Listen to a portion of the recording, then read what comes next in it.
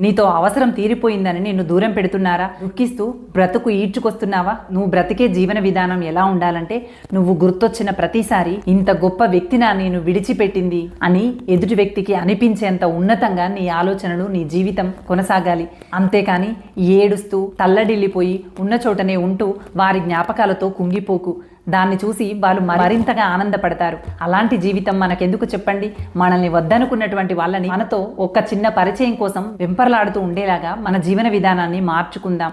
మంచి మంచి ప్రణాళికలతో మన వ్యక్తిత్వాన్ని రూపుదిద్దుకుందాం. అంత అద్భుతమైనటువంటి విధానంతో మీ జీవన ప్రణాళికలు కనుక ముందుకు వేస్తే మిమ్మల్ని వదులుకున్నందుకు జీవితంలో వారే పశ్చాత్తాపపడుతూ ఒక్క మాట మీతో మాట్లాడాలని పరితపిస్తూ ఉంటారు. అలా ఉండాలే తప్ప మనల్ని వదిలేసినటువంటి వాళ్ళని పదే పదే గుర్తు చేసుకుంటూ దుఃఖిస్తూ జీవితాన్ని తడబాటుకి గురి చేసుకుని తల్లడిల్లిపోతూ ఉన్న చోటనే ఉండిపోవద్దు. ఆదర్శవంతమైనటువంటి జీవితాన్నిగా నీ జీవితాన్ని మార్చుకునే సత్తా నీలో ఉంది, కాదంటావా?